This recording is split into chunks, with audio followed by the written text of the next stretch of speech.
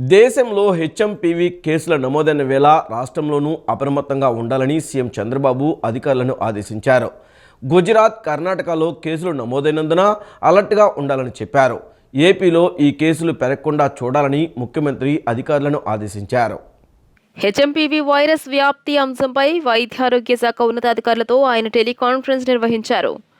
HMPV virus అంత ప్రమాదకరం కాదన్న అధికారులు 2001 నుంచి ఈ వైరస్ ఉందని ముఖ్యమంత్రికి తెలియజేశారు. ఆంధ్రప్రదేశ్లో ఇప్పటి వరకు ఒక్క కేసు నమోదు కాలేదని వివరించారు. అయినా అక్యూట్ రెస్పిరేటరీ ఇన్ఫెక్షన్ లాంటి శ్వాసకోశ వ్యాధులు, ఇన్ఫ్లుయెంజా లాంటి కేసుల్లో అప్రమత్తత అవసరమని చంద్రబాబు సూచించారు. మైక్రోబయాలజిస్టులు, పీడియాట్రిషియన్లు, పల్మనాలజిస్టులు, ప్రివెంటివ్ మెడిసిన్ నిపుణులతో టాస్క్ ఫోర్స్ కమిటీ నియమించి వారి సలహాలు తీసుకోవాలని సీఎం అధికారులను ఆదేశించారు. ICMR అధికృత వైరాలజీ ల్యాబ్లను సిద్ధం చేయాలని, టెస్టింగ్ కిట్లను సిద్ధం చేసుకోవాలని సూచనలు చేశారు. తక్షణం 3000 టెస్టింగ్ కిట్లను తెప్పించుకోవాలని ఆదేశాలిచ్చారు. ఔషధాల లభ్యతపైన ముఖ్యమంత్రి ఆరా తీశారు. రాష్ట్రంలో 4.5 లక్షల N95 మాస్కులు, 13.71 లక్షల ట్రిపుల్ లేయర్డ్ మాస్కులు, 3.52 లక్షల PPE కిట్లు ఉన్నట్లు అధికారులు ముఖ్యమంత్రికి వివరించారు. వీటి సరఫరాను పెంచాలన్న సీఎం శానిటైజర్లను సిద్ధం చేయాలని సూచించారు. హెచ్ఎంపీవీ వైరస్ చికిత్సకు వినియోగించే రిబావిరిన్ ఔషధాన్ని కొనుగోలు చేయాలని, APMSIDC సరఫరా చేసేంత వరకు స్థానికంగా తెప్పించుకోవాలని తెలియజేశారు. చిన్నారులు, రోగ నిరోధక శక్తి తక్కువ ఉండే రోగులకు హెచ్ఎంపీవీ ఇబ్బందిగా పరిణమించే ప్రమాదం ఉన్నందున జాగ్రత్తలు అవసరమని చంద్రబాబు పేర్కొన్నారు. బోధనాసుపత్రిలో 20 పడకల ఐసోలేషన్ వార్డులు సిద్ధం చేస్తున్నట్లు అధికారులు చంద్రబాబుకు తెలియజేశారు.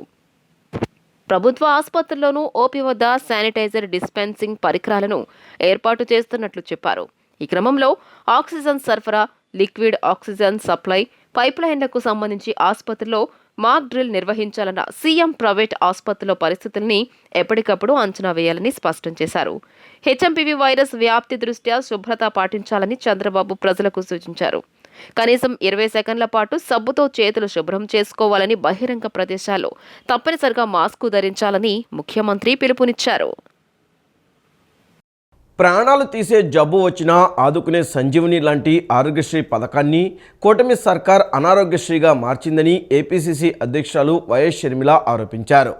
ఆరోగ్యశ్రీ పథకానికి మంగళం పాడి ప్రజల ఆరోగ్యంతో కూటమి ప్రభుత్వం చెలగాటం ఆడుతుందని చెప్పారు. ఆరోగ్యానికి పెద్దపీట అంటూనే కోతలు ఎందుకు విధిస్తున్నారని ప్రశ్నించారు.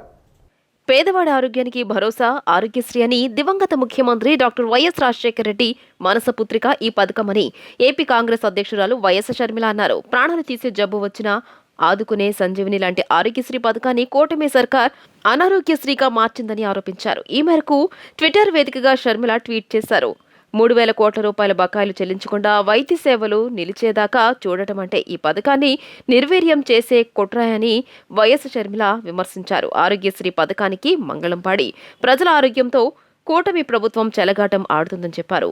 ఆరోగ్యానికి పెద్దపీట అంటూనే కోతలు ఎందుకు విధిస్తున్నారని ప్రశ్నించారు. ఆరోగ్యశ్రీని నిర్వీర్యం చేస్తూ వదిలించుకునే ప్రయత్నాలు చేస్తున్నారని అన్నారు. ఆరోగ్యశ్రీని ఏపీలో అమలు చేయాలని ముఖ్యమంత్రి నారా చంద్రబాబు నాయుడును కాంగ్రెస్ పార్టీ పక్షాన డిమాండ్ చేస్తున్నామని అన్నారు.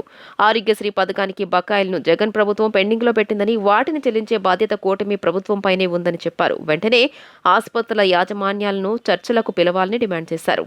పెండింగ్ బకాయిలు 3,000 కోట్ల రూపాయలు తక్షణం విడుదల చేయాలని కోరారు. ఆరోగ్యశ్రీ సేవలను వెంటనే పునరుద్ధరించి పథకానికి ఏ లోటు రాకుండా చూడాలని వైఎస్ షర్మిల డిమాండ్ చేశారు. స్కూల్ విద్యార్థులకు సంక్రాంతి నిజంగా పండుగే తెచ్చింది. తెలంగాణలో ఈ నెల 11 నుంచి 17 వరకు మొత్తం 7 రోజులు సెలవులు ప్రకటించగా ఏపీ ప్రభుత్వం అంతకు మించి 10 నుంచి 19 వరకు 10 రోజులు సెలవులు ఇచ్చేసింది. రాష్ట్రంలో అతిపెద్ద పండుగ కావడంతో దేశ విదేశాల్లో స్థిరపడిన వారంతా సంక్రాంతికి స్వస్థలానికి రావడం ఆనవాయితీ. ఉద్యోగం, ఉపాధి, వ్యాపార రీత్యా ఎక్కడెక్కడో స్థిరపడిన వారంతా తిరిగి ఒక్కచోట కలుసుకుంటుంటారు. అందుకు తగ్గట్లుగానే బంధుమిత్రులంతా దాదాపు 10 రోజుల పాటు ఇక్కడే ఉండేలా ప్లాన్ చేసుకుంటుంటారు. దీంతో పల్లెల్లో కోలాహలం ఉంటుంది. ఊరువాడ పండుగ సందడి మార్మోగుతుంది. ఈ నేపథ్యంలో రాష్ట్ర ప్రభుత్వం విద్యాసంస్థలకు 10 రోజులు సెలవులు ప్రకటించింది. విద్యాశాఖ క్యాలెండర్ ప్రకారం రాష్ట్ర ప్రభుత్వం 10 రోజుల పాటు సంక్రాంతి సెలవులు ప్రకటించింది. జనవరి 10 నుంచి 19 వరకు అంటే 10 రోజుల పాటు సెలవులు ప్రకటిస్తూ జనవరి 20న సోమవారం తిరిగి స్కూళ్లు ప్రారంభమవుతాయని ఏసీఆర్డీ డైరెక్టర్ కృష్ణారెడ్డి ఒక ప్రకటనలో తెలియజేశారు. ఇదిలా ఉండగా సంక్రాంతి సెలవులపై సామాజిక మాధ్యమాల్లో పలు విధాలుగా ప్రచారం కొనసాగుతోంది. గతంతో పోలిస్తే ఈసారి సెలవులు తగ్గించనున్నారని ప్రచారం జరిగింది. తెలంగాణలో దసరా పండుగకు ఏపీలో సంక్రాంతికి ఎక్కువగా సెలవులు ఇస్తుంటారు. అలాంటిది సెలవులు తగ్గించనున్నారనే ప్రచారంతో ప్రజలు ముఖ్యంగా పాఠశాలల విద్యార్థులు నిరుత్సాహం చెందుతున్నారు. కాగా సెలవుల ప్రచారంలో పుకార్లకు తెరదించుతూ రాష్ట్ర ప్రభుత్వం స్పష్టత ఇచ్చింది. జనవరి 10 నుంచి 19 వరకు పండుగ సెలవులు ఉంటాయని, 20వ తేదీ పాఠశాలలు తిరిగి తెరుచుకుంటాయని ఎస్సీఈఆర్టీ డైరెక్టర్ కృష్ణారెడ్డి వెల్లడించారు. 2024-25 విద్యా సంవత్సరం క్యాలెండర్ ప్రకారమే సెలవులు ఉంటాయని ఆయన పేర్కొన్నారు. సంక్రాంతి సెలవులపై సామాజిక మాధ్యమాల్లో ప్రచారాన్ని నమ్మొద్దని సూచించారు. సంక్రాంతి పండుగ సందర్భంగా ప్రయాణికులకు రైల్వే శాఖ శుభవార్త చెప్పింది. విజయవాడ మీదుగా ప్రత్యేక రైళ్లు నడుపుతున్నట్లు రైల్వే అధికారులు తెలిపారు. సంక్రాంతి పండుగ సందర్భంగా ప్రయాణికులకు రైల్వే శాఖ శుభవార్త చెప్పింది. విజయవాడ మీదుగా ప్రత్యేక రైళ్లు నడుపుతున్నట్లు రైల్వే అధికారులు తెలియజేశారు. ఈ నెల 8న రాత్రి 7:20 ప్రత్యేక రైలు చర్లపల్లిలో బయలుదేరి మరుసటి రోజు ఉదయం 9 గంటలకు శ్రీకాకుళం చేరుకుంటుంది. తిరుగు ప్రయాణంలో ఇదే రైలు ఈ నెల 9న మధ్యాహ్నం 2:45 శ్రీకాకుళంలో బయలుదేరి మరుసటి రోజు ఉదయం 6:30 చర్లపల్లి చేరుతోంది. ఈ నెల 11, 15 తేదీల్లోనూ ప్రత్యేక రైలు కాచిగూడలో సాయంత్రం 5:45 బయలుదేరి మరుసటి రోజు ఉదయం 9 గంటలకు శ్రీకాకుళం చేరుకుంటుంది. తిరుగు ప్రయాణంలో ఇదే రైలు ఈ నెల 12, 16 తేదీల్లో శ్రీకాకుళంలో మధ్యాహ్నం 2:45 బయలుదేరి మరుసటి రోజు ఉదయం 7:35 కాచిగూడ చేరుతోంది. పాస్పోర్ట్ మంజూరుకు నిరభ్యంతర పత్రం జారీకి స్వయంగా హాజరై 20,000 స్వయం బాండుతో పూచికత్తు సమర్పించాల్సిందేనన్న విజయవాడ ప్రత్యేక కోర్టు ఎంపీ, ఎమ్మెల్యేలపై కేసులను విచారించే న్యాయస్థానం స్పష్టం చేయడాన్ని సవాల్ చేస్తూ మాజీ సీఎం జగన్ సోమవారం దాఖలు చేసిన అత్యవసర వాద్యంపై హైకోర్టు విచారణ జరిపింది. ఇరువైపులా వాదనలు ముగియడంతో తీర్పును రిజర్వ్ చేస్తున్నట్లు హైకోర్టు న్యాయమూర్తి జస్టిస్ కె శ్రీనివాసరెడ్డి ప్రకటించారు. మంగళగిరి ఎన్టీఆర్ భవన్లో నిర్వహించిన ప్రజా వేదికలో ఫిర్యాదులు చేసేందుకు బాధితులు పెద్ద సంఖ్యలో తరలివచ్చారు. అర్జీదారుల నుంచి ఎమ్మెల్సీ అశోక్ బాబు, కార్పొరేషన్ల చైర్మన్లు కుడిపూడి సత్యబాబు, సజ్జా హేమలత వినతులు స్వీకరించారు. మంగళగిరి తెలుగుదేశం పార్టీ కేంద్ర కార్యాలయంలో ఎన్టీఆర్ భవన్లో నిర్వహించిన ప్రజావేదికలో ఫిర్యాదులు చేసేందుకు బాధితులు పెద్ద సంఖ్యలో తరలివచ్చారు. అర్జీదారుల నుంచి ఎమ్మెల్సీ అశోక్ బాబు, కార్పొరేషన్ల చైర్మన్లు కుడుపూడి సత్యబాబు, సజ్జా హేమలత వినతులు స్వీకరించారు. వైసీపీ మాజీ ఎమ్మెల్యే అన్న రాంబాబు, బంధువు శ్రీనివాసరావు, అతని అనుచరులు సుమారు 25 లక్షల విలువైన జామాయిల్ తోటను దౌర్జన్యంగా నరికి అమ్ముకుని తిరిగి బెదిరిస్తున్నారని ప్రకాశం జిల్లా అర్ధవీడుకు చెందిన అంజిరెడ్డి వాపోయారు. తమ ఎదిరింట్లో ఉండే ఓ మహిళ తన ఫోటోలు తీసి బెదిరించి 50 లక్షల నగదు, బంగారం తీసుకుందని ప్రకాశం జిల్లా సింగరాయకొండ మండలానికి చెందిన బాధితురాలు ఫిర్యాదు చేశారు. సైన్యంలో పనిచేసిన తన తండ్రికి ప్రభుత్వం ఇచ్చిన స్థలాన్ని శేషు అనే వ్యక్తి ఆక్రమించేందుకు చూస్తున్నాడని నంద్యాల జిల్లా అవుకు మండలానికి చెందిన శివప్రసాద్ రెడ్డి ఫిర్యాదు చేశారు. తన పొలాన్ని కౌలుకు తీసుకున్న శ్రీను అనే వ్యక్తి దాన్ని కబ్జా చేయాలని చూస్తున్నాడని పల్నాడు జిల్లా మాచర్లకు చెందిన రమేష్ మొరపెట్టుకున్నారు. ప్రభుత్వం తమకిచ్చిన భూముల్ని వైసీపీ సర్పంచ్ ఆక్రమించేందుకు యత్నిస్తున్నాడని విజయనగరం జిల్లా గుర్ల మండలానికి చెందిన గౌరీశంకర్ ఫిర్యాదు చేశారు. బంగారు, వజ్రాభరణ రంగంలో తనదైన ముద్ర వేసిన సావి గోల్డ్ అండ్ డైమండ్స్ నూతన షోరూం విజయవాడ నగరంలో ప్రారంభమైంది. 90 సంవత్సరాల అపరిమిత నైపుణ్యాన్ని ప్రాతిపదికగా తీసుకొని సావి గోల్డ్ అండ్ డైమండ్స్ విజయవాడలో లగ్జరీతో అందానికి కొత్త నిర్వచనాన్ని అందిస్తుందని సావి గోల్డ్ అండ్ డైమండ్స్ వ్యవస్థాపకులు అన్నారు. కావున నగరవాసులు తమ నూతన షోరూంను సందర్శించాలని ఆయన కోరారు. విజయవాడ బందర్ రోడ్లోని 90 సంవత్సరాల అపరిమిత నైపుణ్యం గల సావి గోల్డ్ అండ్ డైమండ్స్ నూతన షోరూంను స్థాపకులు ప్రవీణ్ కుమార్, సునీల్ కుమార్, సంజయ్ కుమార్, రుణిక్ జైన్, సూరజ్ జైన్, విటిన్ జైన్, ధీరెన్ జైన్ మరియు మోహల్ జైన్ లాంఛనంగా ప్రారంభించారు. ఈ సందర్భంగా వారు మాట్లాడుతూ ఎంజీ రోడ్లో గల ఈ ప్రీమియం జ్యువెలరీ స్టోర్ వారసత్వం, నైపుణ్యం మరియు ఆధునిక సౌకర్యాలను సమ్మిళితమైన ఒక అసాధారణ షాపింగ్ అనుభవాన్ని అందిస్తుందన్నారు.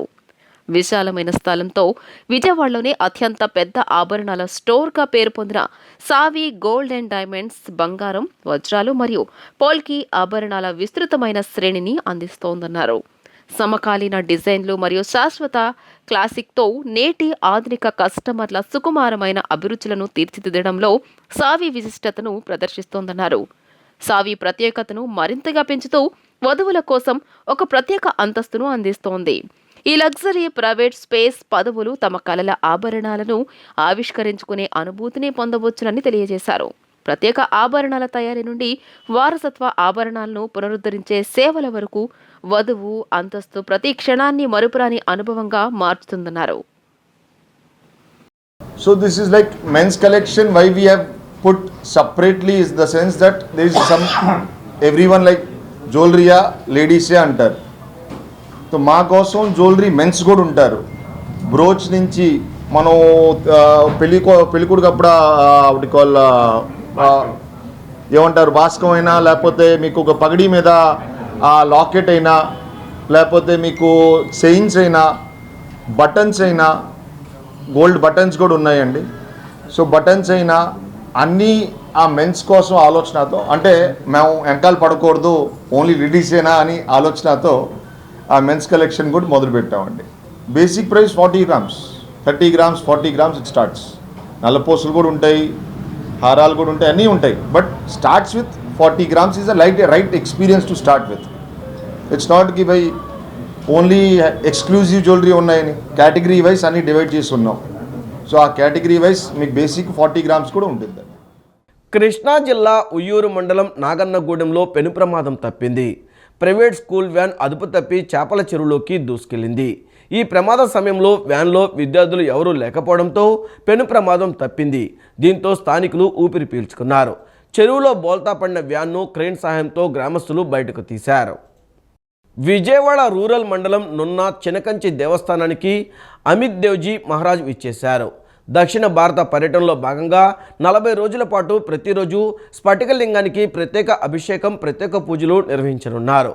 ఉదయం 7 గంటల నుండి 9 గంటల వరకు గురూజీ దర్శనం, ఉచిత యోగా శిక్షణ తరగతులు ఇస్తామని తెలిపారు. భక్తులందరూ తమ స్వహస్తాలతో స్వామివారికి అభిషేకం జరుపుకునే అవకాశాన్ని కల్పించారు.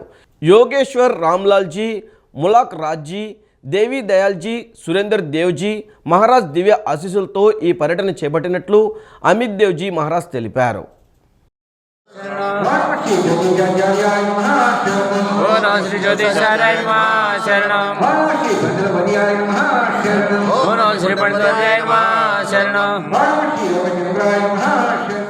ఈ వార్తలు ఇంతటితో సమాప్తం. నమస్కారం.